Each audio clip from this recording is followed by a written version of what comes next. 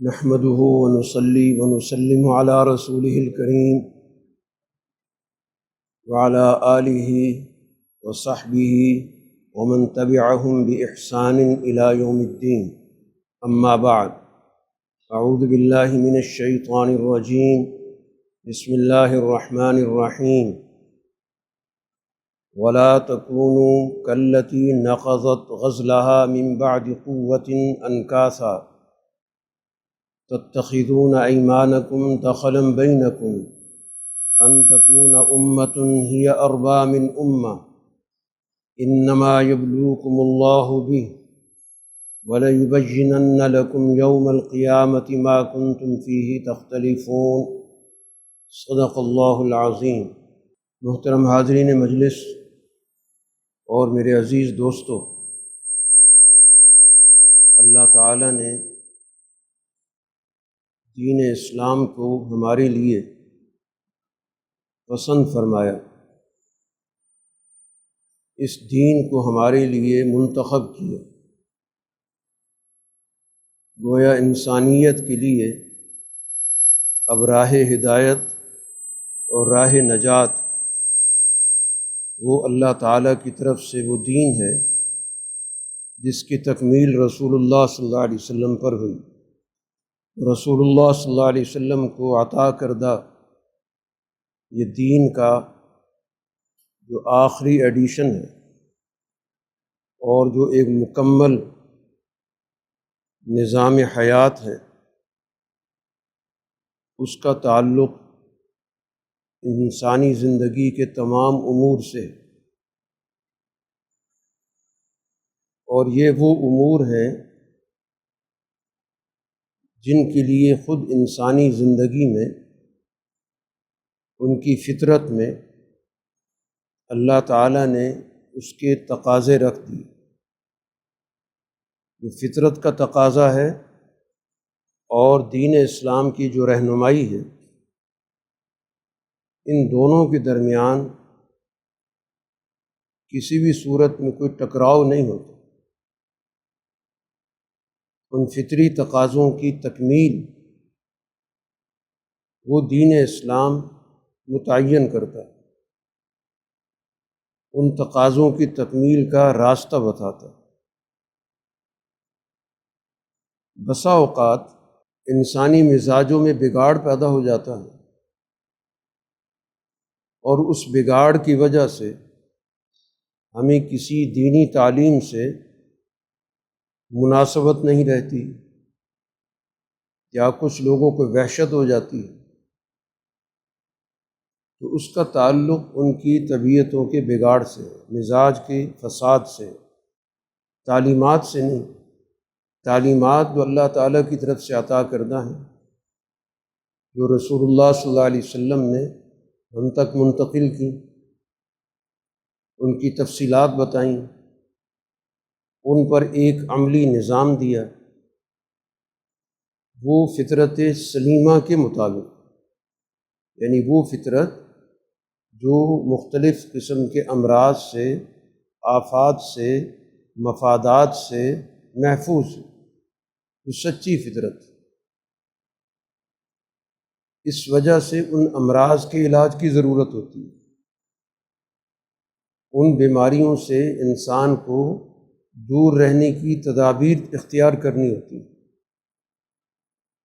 تاکہ وہ دین اسلام سے صحیح طور پہ استفادہ کر سکے.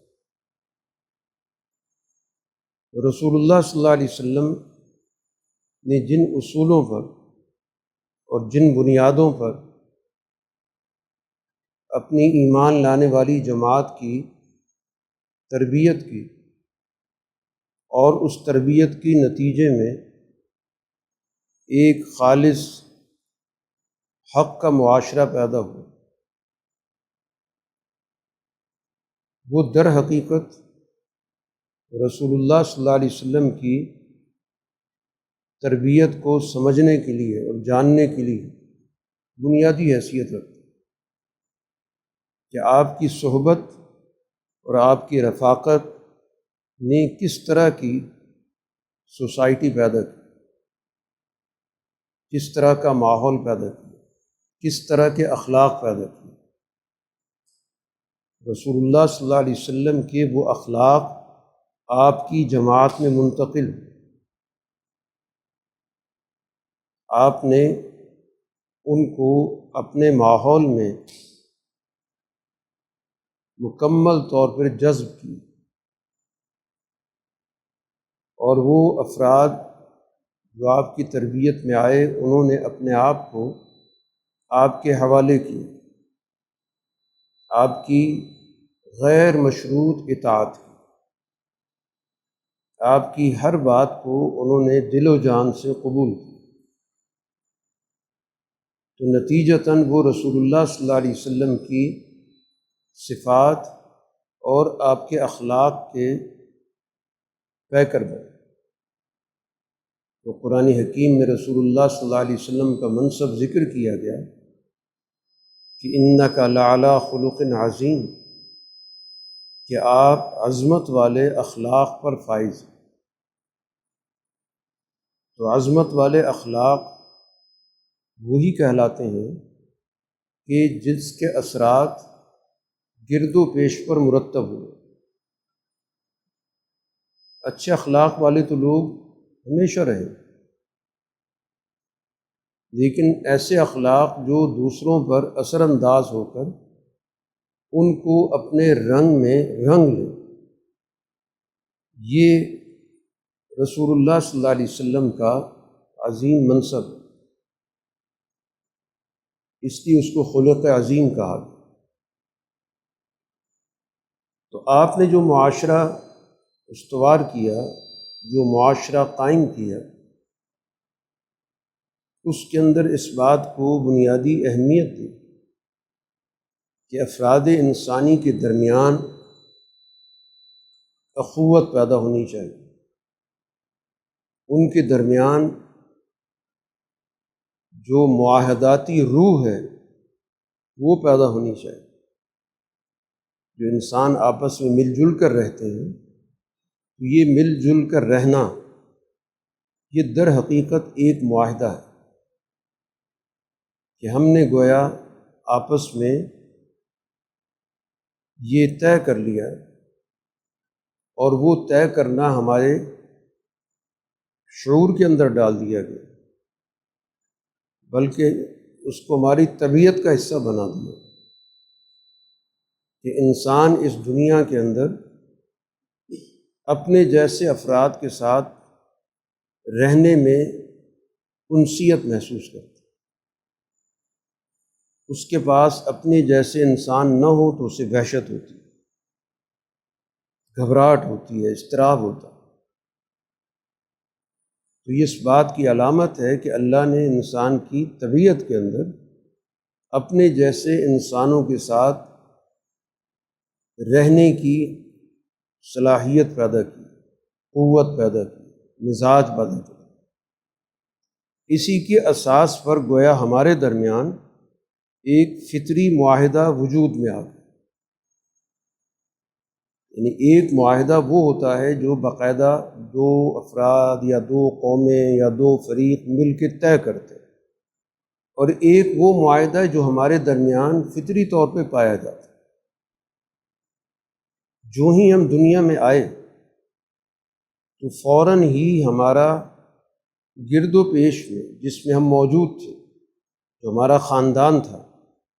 ہمارا ان کے ساتھ خود بخود ایک معاہدہ ہو گیا۔ ہمارا اپنے والدین سے معاہدہ ہو گیا۔ اب والدین ہماری ذمہ داری اٹھا رہے ہیں، ہماری دیکھ بھال کر رہے ہیں، ہمارے لیے پریشانی اٹھا رہے ہیں، کہ وہ اپنے آپ کو پابند سمجھتے ہیں کہ ہم نے اس نومولود کی حفاظت کرنی، حالانکہ وہ نومولود ابھی کسی بولنے کی صلاحیت سے آ رہی ہے، سوچنے کی صلاحیت بھی نہیں رکھتی، لیکن ہماری فطرت کے اندر سے یہ چیز پیدا ہوئی کہ اب ہم نے اس کی حفاظت کرنی، اس کا خیال رکھنا، اس کی پرورش کرنی۔ اس ماحول میں وہ پروان چڑھتا ہے، اور پھر جو بڑا ہوتا ہے تو اس کو یہ بات معلوم ہوتی چلی جاتی ہے کہ میں ایک معاہدے کا حصہ ہوں، مجھے اب اپنے والدین کی حقوق کا خیال رکھنا، میں نے اپنے بھائی بہنوں کا خیال رکھنا، پھر اسی کے ذریعے میں میرے دیگر جو ذوی الارحام ہیں، رشتہ دار ہیں، میں نے ان رشتہ داریوں سے واقف ہوا تو میرے ان پر حقوق آ گئے، ان کے مجھ پر حقوق آ گئے۔ میں مزید بڑا ہوا تو میں ایک معاشرے کا حصہ بنا، ہمسائیگی کے رشتے پیدا ہو گئے۔ جہاں میں نے تعلیم کے حصول کے لیے داخلہ لیا تو وہاں پر میرا اپنے ہم سبق افراد کے ساتھ معاہدہ ہو گیا، اور جن سے میں نے تعلیم حاصل کرنی شروع کی ان سے ایک میرا معاہدہ ہو گیا۔ یعنی یہ زندگی اصل میں نام ہی معاہدات کا۔ میں مارکیٹ میں جاتا ہوں، جو بھی معاملہ کرتا ہوں معاہدے کی روشنی میں کرتا ہوں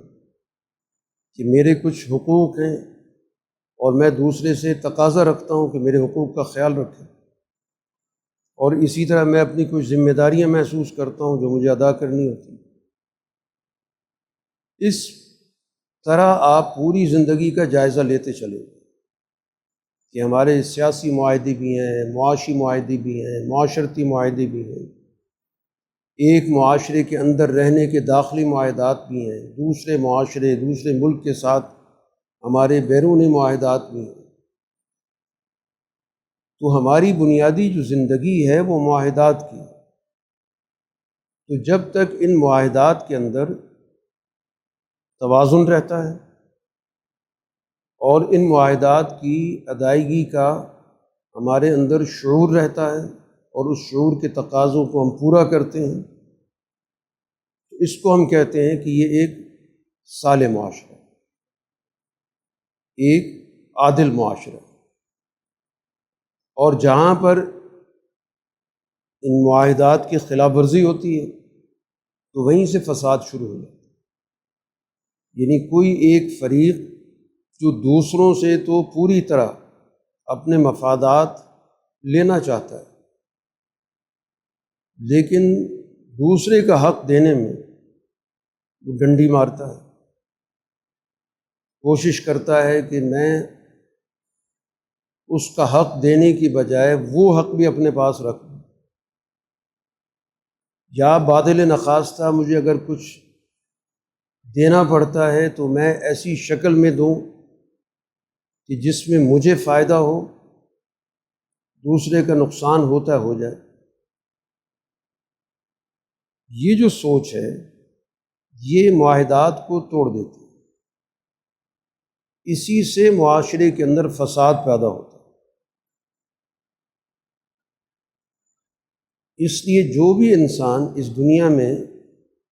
موجود ہے اس کو اپنے گرد و پیش کے ساتھ جڑے ہوئے ان تعلقات کو معاہدے کی روشنی میں دیکھنا ہے اور ان کو پورا کرنا ہے۔ اور جہاں پر ایسا نہیں ہو رہا تو گویا اس کو اس بات کی جد و جہد کرنی ہے کہ یہ انسانی سوسائٹی واقعتاً انسانی سوسائٹی بنے، ایک ایسا ماحول بنے، ایک ایسا معاشرہ بنے کہ جس میں حقوق کی ادائیگی لوگوں کا نصب العین، کہ ہم نے ایک دوسرے کے ساتھ جب مل کر رہنا ہے تو ہمارے مفادات مشترک ہیں، ہمارے نقصانات مشترک ہیں۔ ہم نے اگر فائدہ حاصل کرنا ہے تو وہ کرنا ہے کہ جس سے پوری سوسائٹی کو فائدہ پہنچے، اور نقصانات سے بچنا ہے تو وہ تمام نقصانات جس سے ہر آدمی متاثر ہوتا ہے۔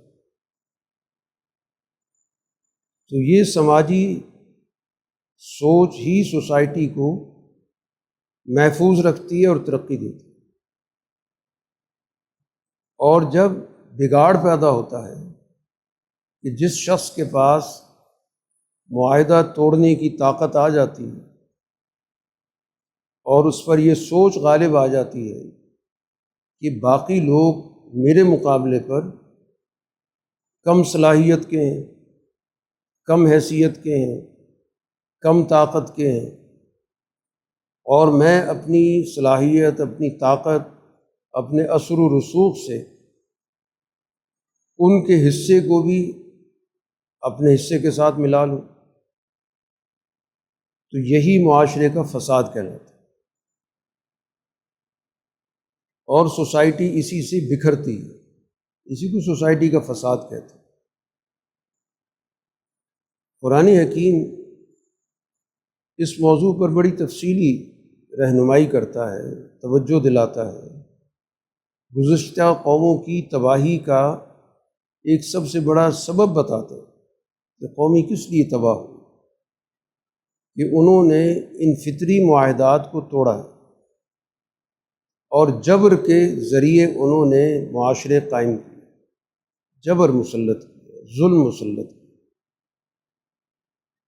معاہدے کے فریق برابر کے درجے کے ہوتے ہیں، اور جبر کے نظام کے اندر توازن بالکل ٹوٹ جاتا ہے کہ ایک کے پاس سارے کے سارے حقوق جمع ہو جاتے ہیں، نہ صرف حقوق بلکہ حقوق سے بھی آگے نکل کر دوسروں کے حقوق کو غصب کر کے وہ اپنا ایک مراعات کا نظام بنا لیتے ہیں، اور ان ناجائز مراعات کو بھی اپنا حق سمجھتے ہیں، اس کے لیے قانون سازیاں کرتے ہیں، اس کو قانون کا، عدالت کا تحفظ دلاتا ہے، تاکہ کوئی بھی شخص اس پہ کوئی سوال اٹھائے یا اس کے خلاف جدوجہد کرے تو نہ صرف یہ کہ اس کو محروم رکھا جائے بلکہ اس کو سزا دلوائی جائے، اس کو سبق سکھایا جائے کہ وہ اپنے حقوق سے دستبردار ہو کر ذہنی طور پر اس بات کو قبول کر لے اور اس بات کو وہ فطرت کا تقاضا ماننے لگ جائے کہ سوسائٹی کے اندر عدم توازن، اونچ نیچ کا ہونا، طبقات کا ہونا، یہ شاید دنیا کے قانون کا، سماج کے قانون کا حصہ ہے۔ پھر اس کے لیے باقاعدہ دنیا کے اندر فلسفے گھڑے گئے، ان فلسفوں کے ذریعے انسانی ذہنوں کو پست کیا گیا کہ دنیا میں ہمیشہ سے، یہ ان کی تعبیر ہوتی ہے کہ دنیا میں ہمیشہ سے طاقتور کی حکمرانی ہوتی ہے، اس کو وہ گویا فطرت کا قانون قرار دے دیتے کہ فطرت کا قانون کیا ہے کہ طاقتور نے دنیا میں رہنا ہے اور کمزور نے اس کے رحم و کرم پر زندگی بسر کرنی ہے۔ جب تک طاقتور چاہے گا کمزور رہے گا، اور جب طاقتور کی مرضی ہوگی تو کمزور کا خاتمہ کر دے گا، اور پھر اس کے لیے وہ دنیا کے انسانی نظام کی بجائے ادھر ادھر کی مثالوں کا سہارا لیتا، جس کو جنگل کا قانون کہتے ہیں۔ اب وہ جنگل کا قانون گویا انسانی معاشرے میں نافذ کرنے کو قانون فطرت کہتے ہیں۔ جنگل کے اندر طاقتور درندے کی حکمرانی ہوتی ہے، باقی جانور اس کے رحم و کرم پر ہوتے ہیں۔ ان درندوں کو جب ضرورت ہوتی ہے، جب چاہتے ہیں اپنی خوراک کی ضرورت پوری کرنے کے لیے کمزور جانوروں پر حملہ آور ہوتے ہیں، اور ان کی کوئی مزاحمت نہیں ہوتی، اور اس طرح گویا کہ وہ اپنی دہشت قائم رکھتے ہیں۔ تو اسی کو گویا انسانی معاشرے پر بھی اپلائی کرتے ہیں، انسانی معاشرے کے اندر بھی طاقت پر کی حکمرانی، اور اس کو فطرت کا ضابطہ قرار دیا، گویا انسانی زندگی کو حیوانی زندگی پر قیاس کرتے، بجائے اس کے کہ انسانی زندگی کا جو نصب العین ہوتا وہ اعلیٰ ہوتا، انہوں نے نصب العین اپنے سے کم درجے کی مخلوق کو بنایا اور اس کو زندگی میں قانون کے طور پہ نافذ کیا۔ تو اس وجہ سے اسی فسادی قانون، فسادی سوچ کے خلاف دنیا کے اندر انبیاء کی، صلحاء کی، حکماء کی جدوجہد ہوتی ہے۔ وہ اس صحیح قانون فطرت کو نہ صرف سمجھتے ہیں، سمجھاتے ہیں، اس کی دعوت دیتے ہیں، اور اس کی مزاحمت کرنے والوں کے خلاف شعور بیدار کرتے ہیں، ان کو اس کے خلاف مزاحمت کا پیغام دیتے ہیں، سبق دیتے ہیں، اور واضح کرتے ہیں کہ انسانی معاشرے کے اندر معاہداتی روح کو پیدا کرنا ضروری ہے۔ اس لیے انبیاء کی زندگیوں کے اندر آپ کو اس اصول کی کارفرمائی نظر آئے گی۔ جو گفتگو کر رہے ہیں، جو دعوت دے رہے ہیں، وہ دعوت بنیادی اصولوں کی دعوت، معاشرے کے اندر توازن کی دعوت، تمام لوگوں کی حقوق کے درمیان مساوات کی دعوت، اور جو اس سے انحراف کر کے راستہ اختیار کیا جا رہا ہے اس کے خلاف دعوت۔ اس کی جگہ پر گویا انسانی معاشرے کو برابری کی بنیاد پر ایک دوسرے کے ساتھ مل جل کر رہ، ایک دوسرے کے حقوق ادا کرنے،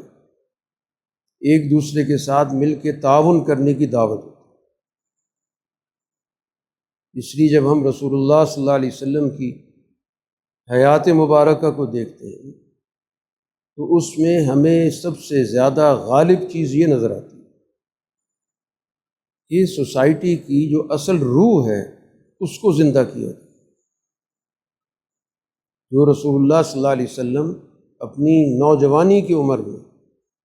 اس معاہدے کا حصہ بنتے ہیں کہ جس کا بنیادی اصول ہی یہی تھا کہ ہم نے سوسائٹی سے ظلم کو مٹانا ہے، ہم نے ظالم کے مقابلے پر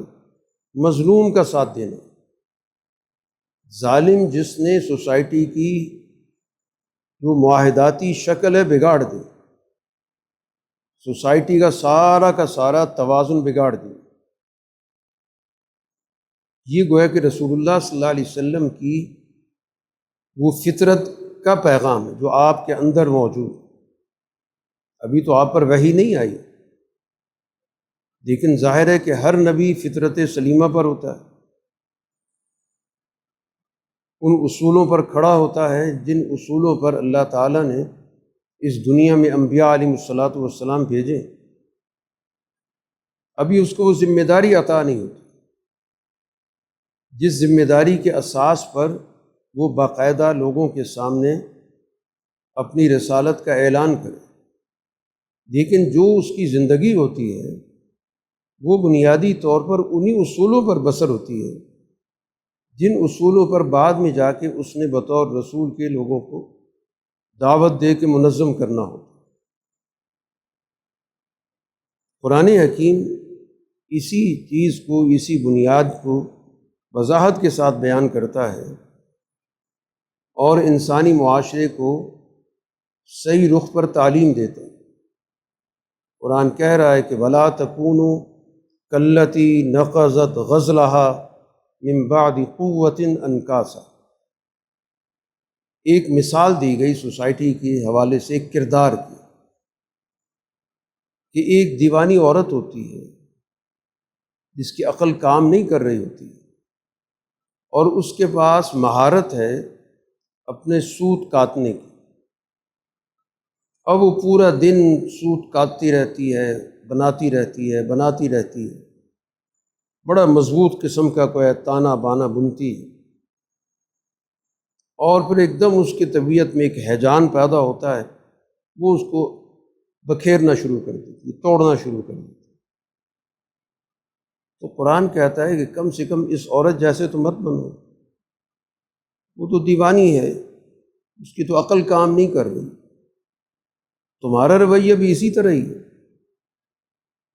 کہ تم چیزوں کو سوسائٹی کے اندر متعارف کراتے ہو، وعدے کرتے ہو، معاہدے کرتے ہو، اور پھر اس کے بعد ان معاہدوں کو بکھیرنا شروع کر دیتے ہو۔ تم لوگ اپنے قسموں کو اپنے مفادات کے لیے ذریعہ بناتے ہو، تمہارا ارادہ اپنی قسم کو پورا کرنے کا نہیں ہوتا، صرف دوسرے فریق کو تاثر دینے کا ہوتا ہے، دوسرے فریق کو دھوکہ دینے کا ہوتا ہے کہ جب موقع ملا ہم اس سے انحراف کریں۔ یہ چیز سوسائٹی کو تباہ کرتی ہے۔ سوسائٹی تو چلتی ہی باہمی اعتماد پر ہے۔ سوسائٹی کے تمام ادارے باہمی اعتماد پر کھڑے ہوتے ہیں، اور اسی کے نتیجے میں معاشرہ اور اس کے ادارے کام کرتے ہیں۔ آپ چھوٹی سے چھوٹے معاملے کو لے لیں جو دو افراد کے درمیان ہو، کسی بھی شعبے کے اندر، اس کی روح کیا ہے کہ دونوں کا ایک دوسرے پر اعتماد ہے، جس کی بنیاد پر انہیں آپس میں کوئی معاملہ طے کیا۔ اور اگر کوئی اسی روح کو تباہ کر دے تو آپ دیکھ لیں کہ اسی کو سوسائٹی کا عذاب کہتے ہیں۔ جو آج معاشرے کا عذاب ہے وہ یہی ہے کہ ہم جس آدمی کے ساتھ بھی کوئی بھی معاملہ کرتے ہیں تو ہمیں وہاں پر یہی خوف لاحق رہتا ہے کہ کیا اگلا آدمی اس قابل ہے کہ اس پہ اعتماد کیا جائے، یا جو کچھ وہ کہہ رہا ہے کیا باقی اس کو پورا کرے گا، جو کچھ زبان پہ لا رہا ہے یہ سچ کہہ رہا ہے یا اس کے اندر اس نے ملاوٹ کر رکھی۔ آج پوری سوسائٹی اس بحران کا شکار، اور وہ بحران چلتے چلتے ہمارے خاندانی نظام کے اندر بھی داخل ہو۔ آج ہمارا خاندانی نظام بھی اسی بحران سے دوچار ہے کہ وہ جو باہمی اعتماد ہے وہ متاثر ہے، وہ سب سے زیادہ زد میں۔ اسی وجہ سے آپ دیکھ رہے ہیں کہ ہمارے معاشرے کے اندر طلاق کی شرح کہیں سے کہیں پہنچ گئی، اور خاص طور پر اس طبقے میں جس کو پڑھا لکھا کہا جاتا ہے، تعلیم یافتہ کہا جاتا ہے، ان میں یہ شرح سب سے زیادہ ہے۔ اس کو کیا کہا جائے؟ بظاہر ان کے پاس تعلیم ہے، ڈگری پائی جاتی ہے، بظاہر سوسائٹی کے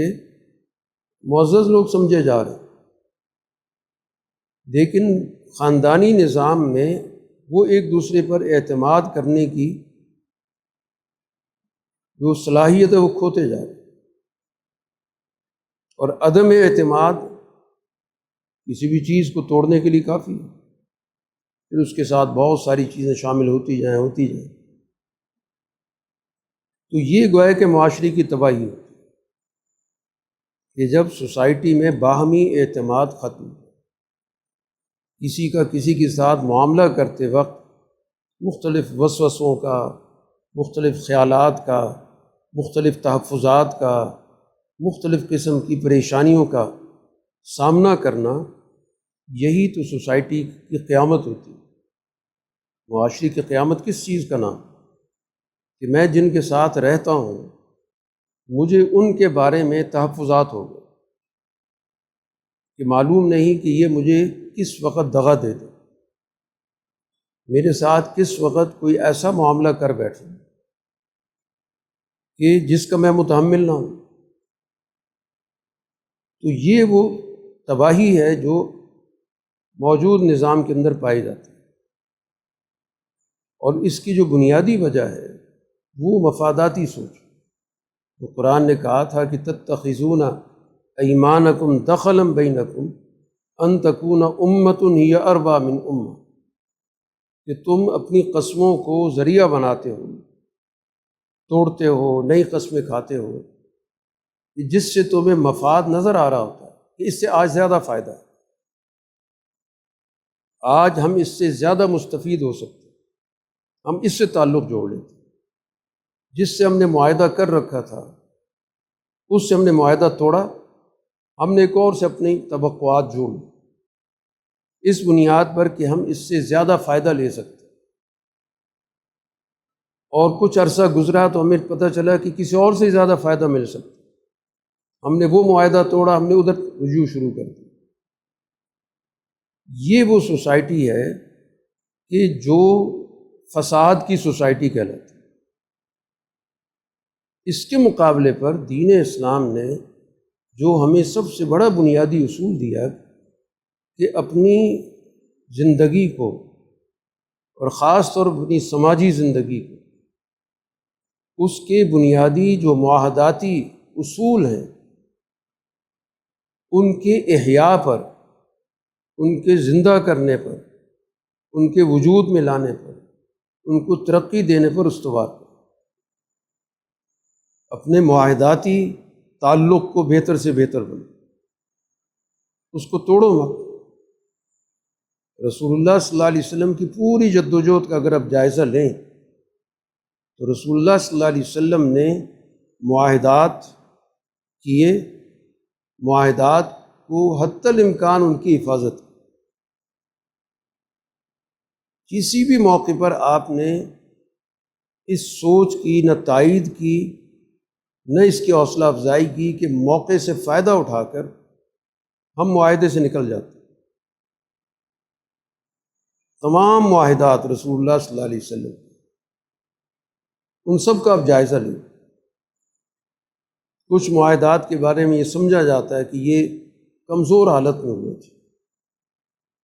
لیکن طاقتور ہونے کے باوجود معاہدہ نہیں توڑا گیا۔ یہ کہہ کے نہیں نکلا گیا کہ حالات کچھ اور تھے جب معاہدہ ہوا تھا، وہ حالات بدل گئے، ہم اس وقت کمزور تھے اس لیے ہم نے یہ معاہدہ کر لیا تھا، اب ہم طاقت میں آ گئے لہٰذا معاہدہ ختم ہو۔ اس معاہدے کو حتی الامکان پورا کیا۔ ایک مثال موجود نہیں ہے کہ کسی موقع پہ رسول اللہ صلی اللہ علیہ وسلم نے یک طرفہ طور پر کسی معاہدے سے نکلنے کا اعلان کر دیا۔ ہر معاہدے کو منطقی نتیجے تک پہنچا۔ اگر معاہدے ٹوٹے ہیں تو ہمیشہ دوسرے فریق کی طرف سے ٹوٹے، اللہ کے رسول کی طرف سے کوئی معاہدہ نہیں ٹوٹا۔ حتیٰ کہ یہ جو میں نے ابھی ذکر کیا کہ رسول اللہ صلی اللہ علیہ وسلم نے جو اپنی نوجوانی میں 20 سال کی عمر میں جس معاہدے کا آپ حصہ بنے، جس کو حلف الفضول کہتے ہیں، رسول اللہ صلی اللہ علیہ وسلم اس سے دستبردار نہیں ہوئے، اس بنیاد پر کہ یہ قبل از بعثت کا معاہدہ ہے۔ اب میرے پاس اللہ تعالیٰ کی طرف سے رہنمائی آ گئی، مجھے باقاعدہ منصب رسالت پر فائز کر دیا گیا، اب میں پچھلی تمام چیزوں کو ختم کر کے اور ایک نئے دور کا آغاز کروں۔ یہ اعلان کہیں نہیں کیا، معاہدات سے آپ نہیں نکلے۔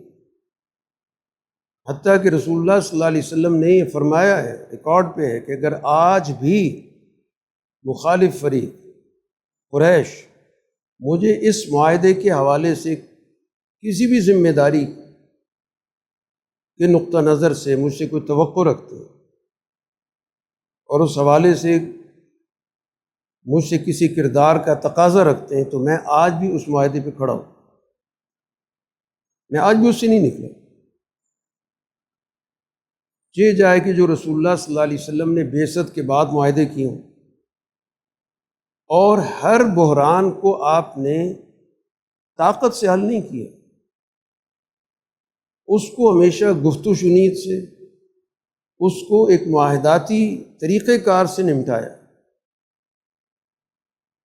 رسول اللہ صلی اللہ علیہ وسلم نے جنگ کو کبھی بھی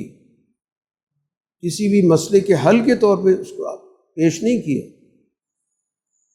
جنگ کے لیے تو ظاہر بات ہے کہ جب دوسرا فریق ڈٹائی پر اترا ہوا ہے، کوئی بات ماننے کے لیے تیار نہیں ہے اور کسی بھی صورت میں ظلم سے باز نہیں آ رہا، تو وہ تو اس کی حقیقی معنوں میں اصلاح کے لیے ضروری ہے کہ اس کو اپنے دائرے میں رکھا جائے، اس کی گوشمالی کی جائے، اس کو سزا دی جائے تاکہ اس کو صحیح بات سمجھ میں آ جائے۔ وہاں پر وہ آپ کا اقدام بھی تربیت کے نقطہ نظر سے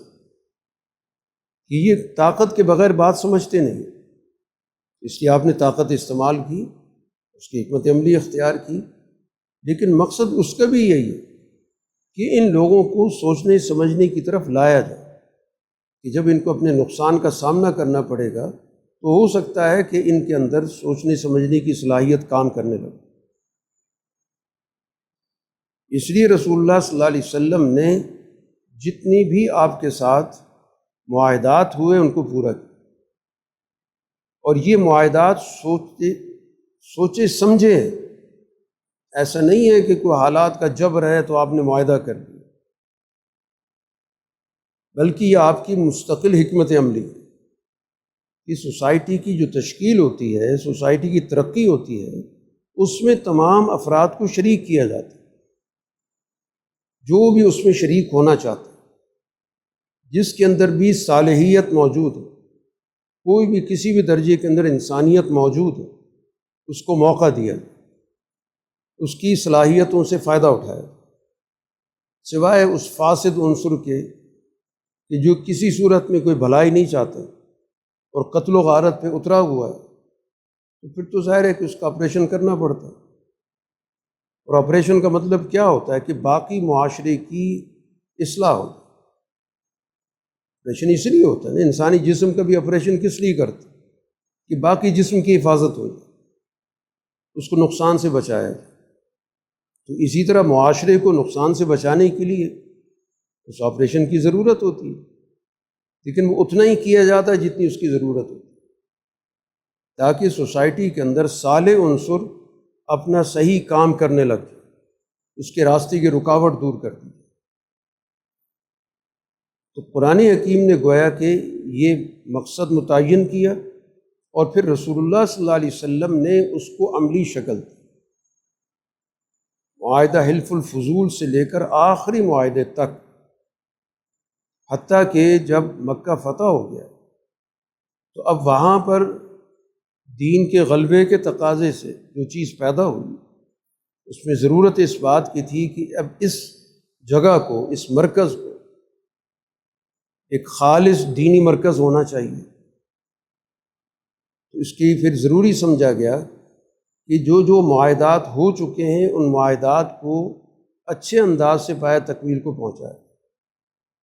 فوراً ختم کرنے کا کوئی اعلان نہیں۔ حضور صلی اللہ علیہ وسلم کے جو معاہدات تھے، اس میں کچھ معاہدات تو وہ تھے جن کی باقاعدہ ٹائمنگ تھی، مقرر تھے کہ 2 مہینے کا ہے، 4 مہینے کا ہے، 6 مہینے کا ہے، سال کا۔ ان کو تو اپنے وقت کے ساتھ مکمل کیا۔ ایسا نہیں کیا گیا کہ جو ہم نے سال والا معاہدہ کیا ہوئے آج سے ہم اس کو ختم کریں۔ جتنے عرصے کا معاہدہ اس کو پایہ تکمیل کو پہنچایا۔ کچھ معاہدات ایسے تھے کہ جس کے اندر کوئی حد بندی نہیں تھی، کسی مدت کا تعین نہیں تھا، تو ان کی باقاعدہ اللہ تعالیٰ کی طرف سے رہنمائی آئی کہ فسیحوا فی الارض 4 اشہر، ان کو 4 مہینے دے دیں، ان کو کہہ دیں تمہارے پاس 4 مہینے ہیں جس میں اس معاہدے پر پوری طرح عمل ہوگا، اور 4 مہینوں کے اندر وہ مستقبل کے بارے میں فیصلہ کر۔ اگر وہ اس علاقے کے اندر رہنا چاہتے ہیں تو اس کے اب تقاضے بدل چکے۔ ہاں، اگر اس علاقے سے باہر نکل جائیں تو ٹھیک ہے، ہمارے ان کے ساتھ کوئی جھگڑا نہیں، کوئی تنازع نہیں، ان کی جان و مال محفوظ رہیں گے، لیکن اس ایریے کے اندر، اس علاقے کے اندر اب دین کی مرکزیت نے قائم ہونی، اس لیے یہاں پر خالص اس فکر کو ہر لحاظ سے ماننے والے وہ اس جگہ پر مقیم ہوں، جو اس کے عقیدے کو، اس کے اخلاق کو، اس کی معاش کو، اس کی سیاست کو، اس کے اقتصاد کو، اس کی تعلیم کو، یعنی زندگی کے ہر شعبے میں اس فکر کو قبول کرنے والے ہیں۔ یہ گویا کہ ان کا ہیڈ کوارٹر۔ اور کسی بھی جماعت کا جو ہیڈ کوارٹر ہوتا ہے اس میں خالص اس فکر کی تربیت یافتہ لوگ ہوتے ہیں، محض ہمدرد بھی نہیں، جن پہ اعتماد ہوتا ہے ان کو رکھا جاتا ہے۔ یہ آج تک کا دستور ہے، اسی بنیاد پر دنیا کے نظام چل رہے۔ تو ان معاہدات کے لیے باقاعدہ ایک وقت مقرر کیا، حتیٰ کہ کسی شخص نے دین کو سمجھنا ہے تو بھی وہ ہے کہ اس کو مکمل تحفظ دے دیا۔ قرآن کہتا ہے وَإِنْ أَحَدٌ مِّنَ الْمُشْرِكِينَ اسْتَجَارَكَ فَأَجِرْهُ، ایک مشرک چاہتا ہے کہ مجھے آپ ایک ایسا ماحول دیں، میں قرآن کو جاننا چاہتا ہوں۔ قرآن کہتے اس کو دو، موقع دو، اس کو پوری طرح تحفظ دو، یہاں تک کہ وہ اللہ کا کلام سنے، اور پھر اس کو اس کی امن کی جگہ پہنچا کے آؤ۔ یہ نہیں کہ فوراً تقاضا کرو تم نے ہماری بات سن لی ہے، فیصلہ کرو ماننا ہے کہ نہیں ماننا، نہیں، اس کو غور و فکر کا وقت چاہیے۔ اس نے بات سن لی، تمہارے اندر رہا ہے، اس نے تمہیں دیکھا ہے، اب اس کے بعد اس کو موقع دو اور اس کو ایسی جگہ پہنچا دو جہاں وہ اپنے آپ کو محفوظ سمجھتا ہو، تاکہ وہ اس دعوت پہ غور و فکر کر کے جو بھی فیصلہ کرنا چاہے کرے۔ تو معاہدات کے ذریعے گویا کہ سوسائٹی کی تشکیل کی گئی، اس کے ذریعے سوسائٹی کو ترقی دی گئی۔ یہ گویا کہ دین کی بنیادی روح ہے۔ دین اسلام کے اندر انسانی معاہدات کو بڑی بنیادی اہمیت دی گئی، حتیٰ کہ اس معاہدے کے توڑنے کے لیے جو لفظ استعمال ہوتا ہے وہ غدر کا ہوا، غداری کا ہوا، اس کو بڑا سنگین جرم قرار دیا کہ جب کوئی شخص کسی پہ اعتماد کر رہا ہے، اس اعتماد کو کوئی ٹھیس پہنچاتا ہے، اس کو توڑتا ہے، تو بہت بڑا جرم کرتا ہے۔ اس لیے رسول اللہ صلی اللہ علیہ وسلم نے فرمایا کہ قیامت کے روز جو بھی معاہدے توڑنے والے، ان کو کل انسانیت، جو معلوم نہیں کتنی بڑی تعداد میں ہوگی، اربوں خربوں میں ہوگی، اول انسان سے لے کر آخری انسان تک، ان سب کے سامنے ایسے افراد کو ذلیل کیا جائے، سب کی نظروں میں اس جرم کو لایا جائے کہ یہ وہ شخص ہے یا یہ وہ اشخاص ہیں جنہوں نے معاہدات توڑے تھے۔ اور اس کے لیے علامت کیا رکھی گئی؟ حدیث میں بتایا کہ ہر معاہدہ شکن کے پیچھے ایک جھنڈا لگا دیا گیا، اس کے معاہدے کی نوعیت کے اعتبار سے، جو جتنا بڑا معاہدے کو توڑنے والا ہوگا اس کا سب سے اونچا جھنڈا ہوگا، تاکہ دور دور سے سب کو نظر آئے کہ یہ وہ شخص ہے جس نے سوسائٹی کے اندر معاہدہ توڑا تھا اور فساد پیدا کیا تھا، تاکہ سب لوگوں کی نظروں میں ایسے لوگ ذلیل و رسوا، سب لوگ، اور ظاہر ذلت و رسوائی بہت بڑا عذاب ہوتا ہے۔ قرآن حکیم باقاعدہ عذاب مہین کا ذکر کرتا ہے کہ ذلت ناک عذاب، کہ جس کے اندر انسان کا صرف اس کا ظاہر ہی عذاب سے دوچار نہیں ہوتا، وہ عذاب جو انسان کے اندر پیدا ہوتا ہے، یہ تو انسان کے لیے سب سے زیادہ اذیت ناک ہوتا ہے۔ یعنی ایک باہر سے انسان کو تکلیف ہو رہی ہے، اس کو کوئی درد ہو رہا ہے، اذیت پہنچ رہی ہے، اس کا جسم برداشت کر رہا ہوتا ہے، جھیل رہا ہوتا ہے، لیکن اگر وہی چیز انسان کے اندر پیدا ہو جائے تو اب چاہے باہر سے اس کو آپ کتنی راحت پہنچاتے رہے، تو کسی کروٹ اس کو کوئی راحت نہیں مل سکتی، یہ سب سے زیادہ اذیت ناک ہوتا ہے۔ اس لیے قرآن نے اس کو اذیت ناک عذاب کو، ذلت ناک عذاب کا بارہا ذکر کیا۔ اسی وجہ سے گویا کہ سوسائٹی کے اندر معاہداتی نظام وہ ہمیشہ جب بھی توڑا گیا سوسائٹی میں فساد پیدا ہو، تاکہ رسول اللہ صلی اللہ علیہ وسلم نے اپنے ہر معاہدے کی پاسداری کی، کسی کو اجازت نہیں، حتیٰ کہ اپنی جماعت کا سب سے زیادہ وفادار آدمی بھی آ گیا اور آپ کا معاہدہ دشمن سے، آپ نے اس وفادار آدمی کو بھی اس معاہدے کے حوالے سے تلقین کی، تبلیغ کی، نصیحت کی کہ معاہدے کی پاسداری کریں، اور اس کو اس معاہدے کی بنیاد پر واپس بھیجیں۔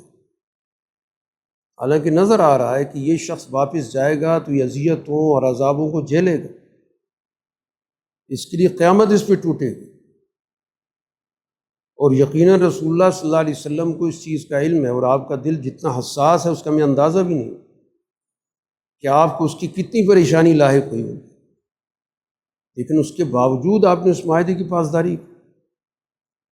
چاہے اب ابو جندل کا واقعہ لے لیں، ابو بصیر کا واقعہ لے لیں، یہ سارے واقعات بتاتے ہیں کہ اسلام کی نظر میں اور رسول اللہ صلی اللہ علیہ وسلم کی نظر میں معاہدات کی کیا حقیقت ہوتی ہے، کیا نوعیت ہوتی ہے۔ اور ان معاہدات کی اساس پر ہی رسول اللہ صلی اللہ علیہ وسلم نے مکہ بھی فتح کی، حالانکہ وہ معاہدہ ٹوٹ چکا تھا، اور وہ معاہدہ بھی ٹوٹا ہے تو کسی مسلمان پر زیادتی کی وجہ سے بھی نہیں ٹوٹا۔ دلچسپ بات یہ ہے کہ کسی کافر نے، مکہ کے کسی کافر نے کسی مسلمان پر ظلم کیا ہو، اور اس ظلم کے نتیجے میں رسول اللہ صلی اللہ علیہ وسلم نے اعلان کر دیا کہ معاہدہ ٹوٹ گیا، ایسا نہیں ہوگا۔ فتح مکہ کا اگر آپ پورا واقعہ، اس کا پس منظر، اس کا مطالعہ کریں تو آپ کو بہت بڑی گویا کہ اس کا ایک پیغام ملتا ہے کہ ایک کافر قبیلے نے دوسرے کافر قبیلے پہ چڑھائی کی، ان میں سے ایک کافر قبیلہ قریش کا معاہدہ ہے، دوسرا کافر قبیلہ مسلمانوں کا معاہدہ ہے، ان کی آپس کی لڑائی ہے، مرنے والا بھی کافر ہے، نقصان اٹھانے والا بھی کافر ہے، لیکن چونکہ اس نے مسلمانوں کے ساتھ معاہدے میں شرکت کی ہے تو رسول اللہ صلی اللہ علیہ وسلم نے اسی طرح کا قدم اٹھایا جیسے آپ پر ایمان لانے والے کے ساتھ زیادتی ہوتی۔ معاہدے کو آپ نے کہا کہ اب تو ختم ہو گیا، حالانکہ آخری وقت میں ابو سفیان نے بڑی کوشش کی، وہ خود مدینہ پہنچے بات چیت کرنے کے لیے، تو ظاہر معاہدہ حضور صلی اللہ علیہ وسلم نے پہلے کوشش کی تھی، توجہ دلائی تھی ان کو کہ تمہارے معاہد فریق نے زیادتی کی ہے، ظلم کیا ہے، اس لیے ان کو کمپنسیشن کرو، ان کی جو بھی دیت ہے وہ ادا کرو، جو بھی اس دور کا قانون ہے اس کے مطابق ان کے معاملات کو حل کرو۔ جب توجہ نہیں دی گئی تو پھر آپ نے ظاہر آخری فیصلہ یہی کیا، اور پھر اس کے باوجود آپ نے اس معاہدے کو بحال نہیں کیا، حالانکہ ابو سفیان خود چل کر مدینہ پہنچے، حتیٰ کہ رسول اللہ صلی اللہ علیہ وسلم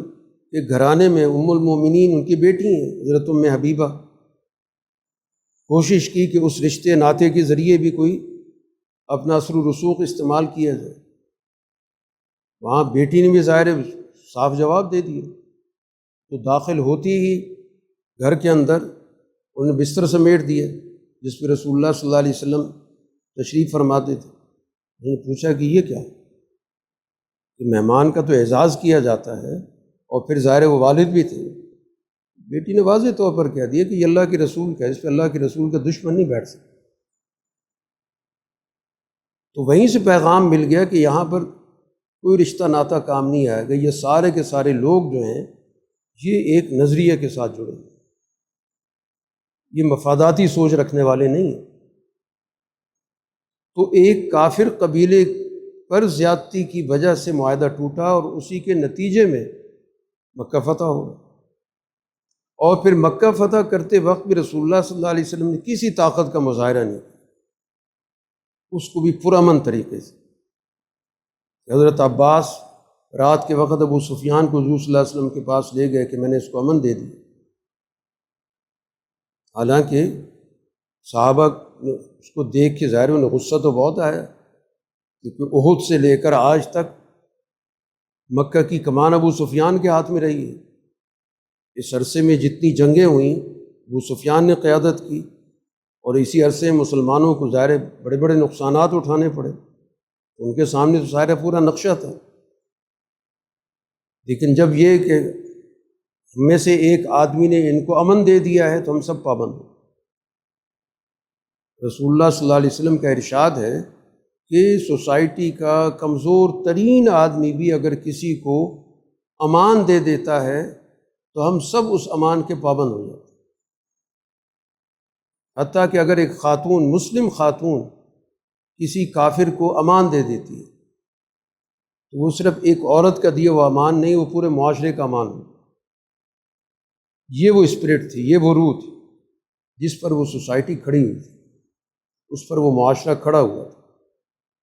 اور یہ پوری کی پورا یہ جو دور ہے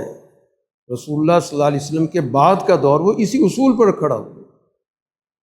جس دور کو ہم آج نمونے کا دور کہتے ہیں، خلافت راشدہ کا دور اور اس کے بعد کا دور، یہ اسی معاہداتی روح پہ کھڑا ہے۔ اس نے معاشرے کو اسی بنیاد پر استوار کیا، ترقی دی۔ حضرت معاویہ رضی اللہ تعالیٰ عنہ کے دور تک یہ وہ منہج ہے جس پہ رسول اللہ صلی اللہ علیہ وسلم نے جس معاشرے کو استوار کیا تھا، یہ سارا منہج اس پورے دور میں کھڑا ہے، اس پہ وہ قائم ہے، اس اصول پر کھڑا ہے۔ جو ان کا کوئی باہمی اختلاف ہو، جماعت کے اندر کا اختلاف، وہ حق و باطل کا کوئی اختلاف نہیں۔ ظاہر انسانی معاشرہ ہے، انسانی معاشرے کے اندر اختلاف رائے بھی ہوتا ہے، اونچ نیچ بھی ہوتی ہے، لیکن وہ سب کے سب ایک دائرے کے اندر ہی شمار ہوتے ہیں۔ اور اسی وجہ سے وہ اختلاف رائے آج تک سوسائٹی کے اندر وہ رہنمائی کا ذریعہ ہے کہ سوسائٹی میں اختلاف ہو تو باہمی معاملات کو کیسے حل کیا جاتا ہے۔ ان اختلافات کے نتیجے میں کبھی بھی بعد میں کوئی انتقام نہیں لیا، جو بھی فریق غالب آیا اس نے دوسرے فریق سے کوئی انتقام نہیں لیا، کوئی گرفتاریاں نہیں کیں، کوئی پابندیاں نہیں لگائیں، کوئی ان کے حقوق ختم نہیں کیے۔ ورنہ عام طور پر دنیا کے اندر جب جنگیں ہوتی ہیں تو جنگوں میں جو غالب فریق ہوتا ہے اس کے ہاتھ میں سب کچھ ہوتا ہے، وہ اپنے مخالف فریق کے لوگوں کو گرفتار بھی کرتا ہے، سزائیں بھی دیتا ہے، ان کو عبرت کا نمونہ بناتا ہے۔ لیکن اگر مسلمانوں کے درمیان اس عرصے میں جنگیں ہوئیں، ان جنگوں کے بعد آپ کو کوئی انتقام نظر نہیں آئے گا، جو کچھ ہوا میدان جنگ میں، بس بات ختم۔ کوئی اس کے لیے کمیشن نہیں بنایا گیا کہ پتہ کرو کون کون تھا، کیا کس کا کیا کردار تھا، اس کو پکڑو، اس کو سزائیں دو۔ تو گویا اس سے پتہ چلتا ہے کہ وہ ایک جماعت کے اندر کا اختلاف،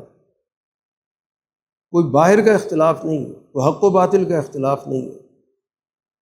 اور رہتی دنیا تک جب بھی دنیا میں کوئی نظام قائم ہوگا تو اس کو اس پورے دور سے ہی رہنمائی ملے گی۔ اس دور کو بائی پاس کر کے کوئی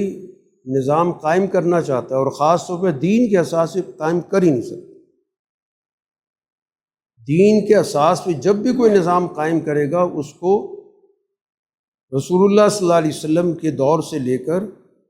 اور حضرت معاویہ کے دور تک کی ساری پالیسیوں کو سامنے رکھ کر اس سے رہنمائی لینی،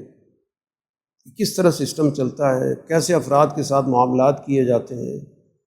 کیسے اختلاف کو ایک دائرے کے اندر رکھا جاتا ہے، کیسے معاشرے کے اندر عدل کی بالادستی ہوتی ہے، کس طرح کوئی بھی معاہدہ کر لیا جائے تو اس کو آخری وقت تک قائم رکھا جاتا ہے۔ جیسے معاویہ رضی اللہ تعالیٰ عنہ کے دور کا بڑا معروف واقعہ ہے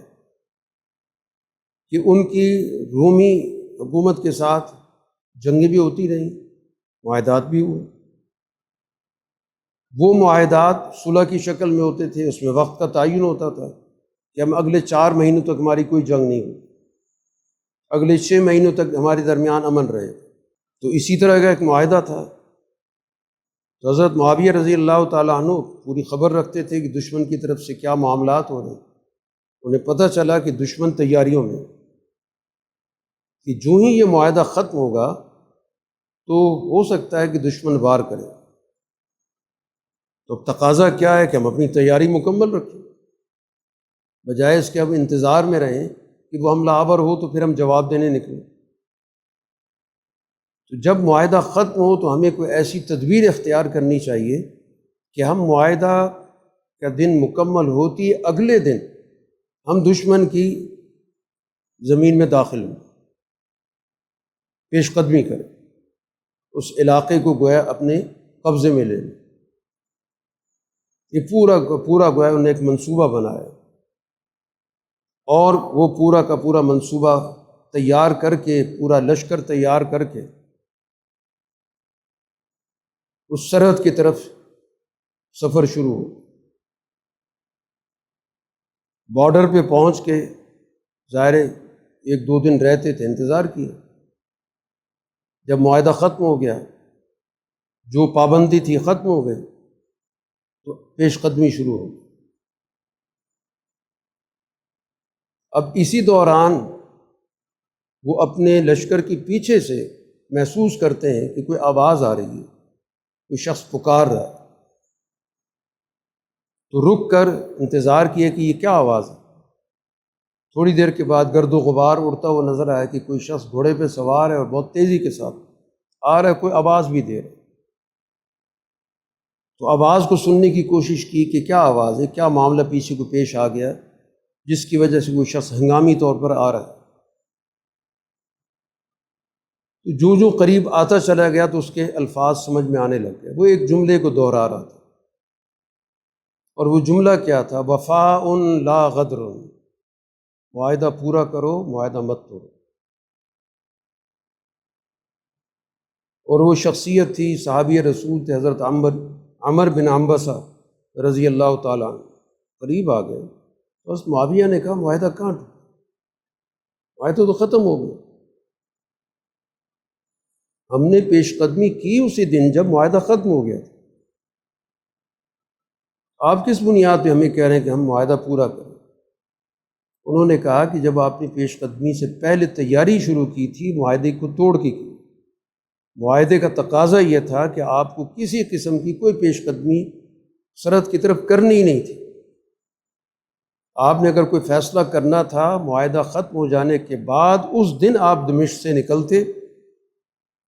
تو پھر تو بات ٹھیک تھی، آپ اس سے پہلے وہاں سے نکل آئیں، اس پیریڈ میں نکلیں جس میں معاہدہ تھا۔ اب آپ دیکھیں کہ حضرت معاویہ جن کے پاس طاقت ہے، جنہوں نے پیش قدمی کر لی ہے، جن کے پاس دشمن سے مقابلے کی تاریخ موجود ہے، سب کچھ اسباب ان کے ہاتھ میں، اور بطور خلیفہ کے ان کے اندر اجتہادی صلاحیت موجود ہے کہ اس چیز کی ایک تعبیر و تشریح کرنی ہے کہ کیا اس کو معاہدہ شکنی سمجھا جائے یا نہ سمجھا جائے۔ یہ تعبیر و تشریح کا مسئلہ، وہ یہ تعبیر کر سکتے تھے کہ معاہدہ توڑنا اس کو نہیں کہتے، معاہدہ تب ٹوٹتا کہ میں اس تاریخ سے پہلے اس سرزمین میں داخل ہو جاتا، میں اپنے علاقے کے اندر تیاری کر رہا ہوں، تو وہ کیسے معاہدہ ٹوٹ گیا؟ یہ تعبیر و تشریح کر کے اور بطور خلیفہ کے اس کو نافذ کر دیتے کہ میں بطور امیر المومنین میں نے فیصلہ کیا ہے، میں اس نتیجے پہ پہنچا ہوں کہ کوئی معاہدہ نہیں ٹوٹا، لہٰذا ہماری پیش قدمی جاری رہے۔ لیکن انہوں نے اس بات کو وزن دیا اور فوجیں واپس لیا۔ یہ ہے وہ اسپرٹ، وہ روح کہ ان کو اپنے اوپر، اپنی تربیت پر، اپنے فیصلوں پر کمانڈ حاصل۔ یہ جذبات کے تابع لوگ نہیں ہیں، مفادات کی سوچ ان کے اندر نہیں پائی جاتی۔ تو یہ گویا کہ رسول اللہ صلی اللہ علیہ وسلم کی وہ تربیت ہے جس پر یہ پورا دور، اس کے اصول یہ ہمیشہ ہر دور کے اندر رہنمائی کرے۔ دنیا کے اندر جب بھی کوئی ایک صحیح نظام قائم ہوگا، انسانیت دوست نظام قائم ہوگا، عدل پرور نظام قائم ہوگا، اس کے لیے کوئی عملی مثال ہے تو یہ پورا دور اس کے سامنے عملی مثال دیتا ہے۔ ہر دور کے لوگوں نے جس نے بھی اپنی سوسائٹی کے لیے خیرخواہی کے ساتھ سوچا ہے، پلان کیا ہے، تو وہ اس دور کے مطالعے کے بغیر نہیں ہو سکتا۔ تخیلات کے بنیاد پہ نظام نہیں کھڑے ہوتے، وہ انہوں نے اس دور کا مطالعہ کیا اور اس سے وہ چیزیں اخذ کی۔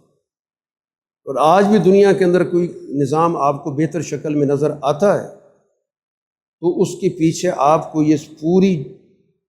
تاریخ کا اس کا مطالعہ موجود ہے، اس سے رہنمائی موجود ہے، چاہے کوئی اعتراف کرے یا نہ کرے۔ کوئی شخصی بنیادوں پر گفتگو کرتا رہے، شخصی بحث تو اس کا تو کوئی ظاہر ہے کہ نتیجہ نہیں نکلتا، وہ اپنے رجحانات ہوتے ہیں، اپنے رجحانات کی بنیاد پہ کوئی آدمی کسی شخص کو زیادہ اہمیت دیتا ہے، فوقیت دیتا ہے۔ بات سسٹم کی ہو رہی ہے، اس سسٹم کے نقطہ نظر سے یہ دور ہے کہ جس میں ہم بطور نمونے کے اس کا مطالعہ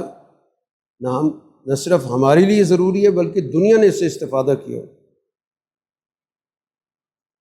جب چین کے اندر سوشلزم کا نظام آیا ماؤ زے تونگ کے زمانے میں، تو دنیا بھر سے وفود وہاں پر گئے اس کا جائزہ لینے کے لیے، مطالعہ کرنے کے لیے۔ پاکستان سے بھی ایک وفد گیا، اور اس وفد کی سربراہی اس وقت جو پنجاب کے وزیر زراعت تھے چودھری عبدالحمید سے، تو وہ بتاتے ہیں کہ ہماری ماؤ سے ملاقات ہوئی تو بات چیت ہوتی رہی، تو ہمارے دلوں کے اندر ظاہر ایک تجسس تھا کہ ان لوگوں نے کیسے کام کیا اور یہ سارا کیسے غلبہ پایا اور کیسے یہ نظام بنا ہے۔ تو ہمارے وفد میں سے کسی نے سوال کر لیا کہ آپ نے یہ جو کچھ بھی کیا تو ظاہر ہے کہ آپ نے کہیں سے کچھ چیزیں آپ کو سمجھ میں آئی ہوں گی، کہیں سے انسپائریشن ملی ہوگی، تو وہ کیا اس کے پیچھے محرکات ہیں؟ کہاں کہاں سے آپ نے ان چیزوں کو سمجھا، سیکھا، جہاں سے آپ کے لیے ان معاملات کو سمجھنا، اس پہ عمل کرنا آپ کے لیے آسان ہوا؟ تو وہ بتاتے ہیں کہ کچھ دیر کے لیے اس نے ان کو ایک نظر دیکھا اور پھر اس کے بعد اس نے کہا کہ مجھے آپ کے سوال سے تعجب ہوا کہ آپ سوال کریں، شاید آپ لوگ اپنی تاریخ سے واقف نہیں۔ اور پھر اس نے اس کے بعد جو کتابوں کا ریک پڑا ہوا تھا جس میں کتابیں رکھی ہوئی تھیں، مطالعہ کرنے والا آدمی تھا۔ ظاہر دنیا کے اندر جو بھی کوئی صحیح نظام کو چلانے والا ہوتا ہے وہ صاحب مطالعہ ہوتا ہے، وہ کتابیں پڑھتا بھی ہے، سوچتا بھی ہے، لکھتا بھی ہے، بیان بھی کرتا ہے۔ وہ بے فکرے لوگ ہوتے ہیں کہ جو مجلس میں بیٹھ کے کھانے پینے کی باتیں کرتے ہیں۔ تو اس نے وہ کتاب نکالی اور اس پہ ٹائٹل حضرت عمر کا تھا۔ اس نے کہا کہ ان کو آپ جانتے ہیں؟ حضرت عمر کا نام لکھا ہوا تھا۔ یہ ہمارے دوسرے خلیفہ ہیں، ان کا بڑا کام ہے، بڑی جد و جہد ہے، دنیا فتح کی وغیرہ۔ میں نے کہا یہ تو آپ جانتے ہیں، لیکن آپ نے شاید یہ نہیں دیکھا، یہ نہیں مطالعہ کیا کہ انہیں یہ سسٹم بنایا کیسے تھا، کہ کیسے انہیں دنیا کی دو بڑی طاقتوں سے مقابلہ کیا اور اس کے بعد انہیں اپنی سوسائٹی کے اندر ایک امن کا، ایک عدل کا معاشرہ کھڑا کر دیا۔ تو ہم نے ان لوگوں کو پڑھا، ان کی جد و جہد دیکھی، اس سے ہمیں ظاہر ہے کہ یہ چیزیں ملی کہ جو کچھ ہم باتیں کر رہے ہیں یہ خیالی باتیں نہیں ہیں، یہ عملی باتیں۔ اسی وجہ سے سوشلزم کے اندر ایک تصور کہلاتا ہے یوٹوپیائی، خیالی دنیا بنا کے بیٹھ جاؤ، خیالی جنت۔ وہ پہلے سے تصور چلا آ رہا ہے۔ اس کے مقابلے پر وہ سوشلزم والے کامیاب ہوئے جنہوں نے سائنٹیفک سوشلزم کا ٹائٹل دیا کہ ہم علمی بنیادوں پر سوشلزم، یعنی جس کا تاریخ سے تعلق ہوگا، حقائق سے تعلق ہوگا، واقعات سے تعلق ہوگا، جس کی کوئی عملی شکل ہوگی، ہم اس بیس پہ سوشلزم کی بات کرتے ہیں۔ تو اس سائنٹیفک سوشلزم والوں نے یوٹوپیائی سوشلزم کو ایک طرف کیا، یہ تخیلات ہیں، ان کے پاس عملی نظام ہی نہیں۔ تو عملی سوچ ان کے اندر کہاں سے آئی؟ یہ آپ کا وہ دور ہے کہ جس دور کا مطالعہ آج ہر مسلم نوجوان پر لازم ہے، عملی جدوجہد دیکھنے کے لیے کہ اللہ کے رسول کی وہ جدوجہد جو معاہدات سے شروع ہوئی، چاہے اس کے پیچھے مواخات ہے، چاہے میثاق مدینہ ہے، چاہے اس کے پیچھے صلح حدیبیہ ہے، سارے معاہدات کو آپ دیکھ لیں، اور اس کے بعد بھی جس طرح آگے یہ سارا دور چلتا ہے، حضرت ابوبکر، حضرت عمر، حضرت عثمان، حضرت علی، حضرت حسن، حضرت معاویہ تک، یہ سارا دور گویا کہ اس میں بڑے مد و جزر بھی ہیں، اونچ نیچ بھی ہے، سب کچھ ہے۔ یہ پورا کا پورا دور کا مطالعہ، یہ گویا کہ ہمارے لیے ایک رہنما دور کا مطالعہ ہے سسٹم کے نقطہ نظر سے۔ باقی انسانی معاشرہ ہے، ظاہر ہے انسان جہاں رہتے ہیں تو اونچ نیچ ہوتی ہے، اختلاف رائے بھی ہوتا ہے، بسا ہوتا ہے اختلاف رائے حدود سے نکل بھی جاتا ہے، ناپسندیدہ چیزیں بھی ہوتی ہیں، لیکن وہ سارا کا سارا ود ان سسٹم اختلاف، اس سے باہر کا اختلاف نہیں ہے کہ اس کو آپ حق و باطل کا مارکہ بنا دیں۔ تاریخ کے اندر موجود ہے کہ حضرت معاویہ کی جب حضرت علی کے ساتھ معاملات چل رہے تھے تو حضرت معاویہ کو باقاعدہ پیشکش موصول ہوئی رومی حکومتوں کی طرف سے، حضرت معاویہ کو پیشکش کی کہ اگر آپ چاہیں تو ہم آپ کا ساتھ معاہدہ کر کے آپ کے مخالف فریق کے خلاف آپ کا ساتھ دے سکتے ہیں، یعنی طاقت کا سارا توازن گویا کہ آپ کے حق میں ہم کر سکتے ہیں۔ اور اس پہ حضرت معاویہ کو جو غصہ آیا، حالانکہ بہت طبیعت کے اندر تحمل تھا، بڑی بردباری تھی، ان کی طبیعت میں کوئی اشتعال نہیں تھا، ان کو ایک مثالی شخصیت کے طور پہ ذکر کیا جاتا ہے حلم کے حوالے سے تحمل کے حوالے سے، لیکن اس پیشکش کے ملنے کے بعد جو ان کے الفاظ ہیں بڑے سخت الفاظ ہیں، اور اس میں اس کو رومی حکمران یا رومی بادشاہ کی بجائے کہنے کی بجائے کہ اے رومی کتے، تم نے اگر یہ حرکت کی تو میں علی کے لشکر کا حصہ بن کے ان کی قیادت میں تم سے جنگ کروں، کہ تم علی سے لڑنا چاہتے ہو تو پھر میں اس علی کے لشکر کا حصہ بنوں، میں ان کی امارت کے اندر تم سے جنگ کروں۔ تو یہ ساری بات واضح کرتی ہے کہ جو بھی اختلاف تھا اس کا ایک دائرہ تھا، یہ کوئی اسلام کفر کا مارکا نہیں تھا، حق و باطل کا مارکا نہیں تھا۔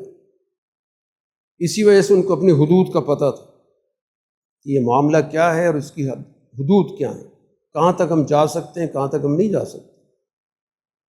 تو اس وجہ سے اپنے اس دور کا مطالعہ بہت زیادہ ضروری ہے، اور خاص طور پہ حضرت معاویہ رضی اللہ تعالیٰ عنہ نے جب اقتدار سنبھالا ہے، خلیفہ بنے، تو وہ تو باقاعدہ معاہدے سے بنے۔ حضرت حسن رضی اللہ تعالیٰ عنہ ان سے باقاعدہ صلح کر رہے ہیں، معاہدے کی شرطیں طے ہو رہی ہیں، اور اس کو عام صلح کہا جاتا ہے۔ رسول اللہ صلی اللہ علیہ وسلم نے حضرت حسن کی تعریف کی ہے کہ ان ابنی ھذا سید، میرا یہ بیٹا سردار ہے، اور اس کے ذریعے اللہ تعالیٰ میری امت کے دونوں گروہوں کو اکٹھا کرے گا۔ تو طاقت کے بل بوتے ہوئے تو حکومت نہیں حاصل کی، معاہدے کے ذریعے، وہ بھی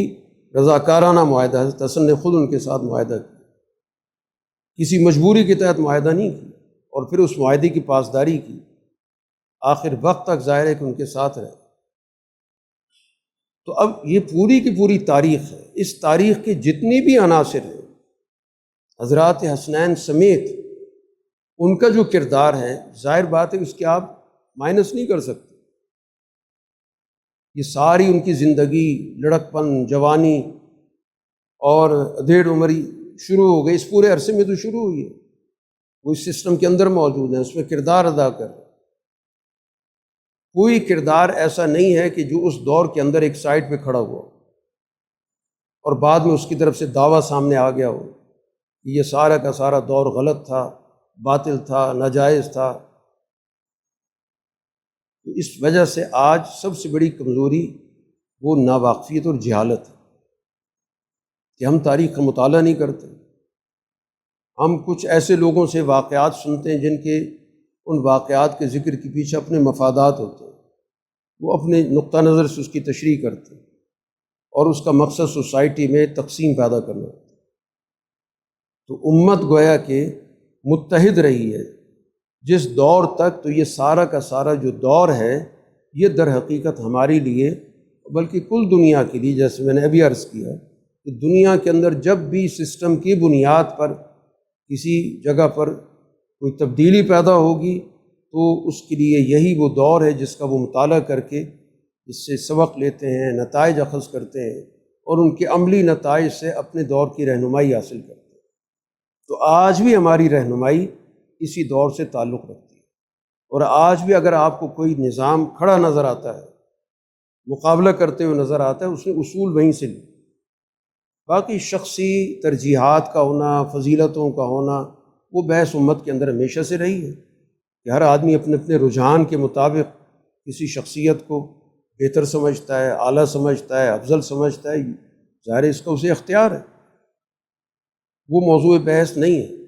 نہ اس مسئلے کا کوئی حل ہو سکتا ہے۔ اصل چیز ہے کہ سسٹم کے نقطہ نظر سے کردار کس نے ادا کیا، کون کون اس سسٹم کا حصہ رہا، اس میں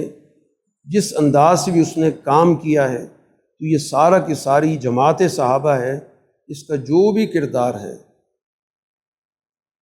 ہر شعبہ زندگی کے اندر، وہ ہمارے لیے بطور اجتماع کے، بطور معاشرے کے، بطور نظام کے ہمارے لیے ایک نمونہ ہے کہ جس کا ہمیں مطالعہ کرنا چاہیے، جس سے استفادہ کرنا چاہیے، اور اس نظام کی روشنی میں آپ ہر دور کا جائزہ لیں، آج کے دور کا بھی جائزہ لیں، اور اس رہنمائی کی آج کی جو شکلیں ہیں، آج کے تقاضے ہیں، ان پر آج ہمیں ظاہر رہنمائی کی ضرورت ہے، اس پہ ہمیں مل بیٹھنے کی ضرورت ہے، اس پہ تعلیم و تربیت کی ضرورت ہے، تاکہ اس دور کے اندر دین کے غلبے کا جو عملی راستہ ہے اس کو متعین کیا جا سکے اور اس کے تقاضوں کو پورا کیا جا سکے۔ وآخر دعوانا ان الحمد للہ رب العالمین۔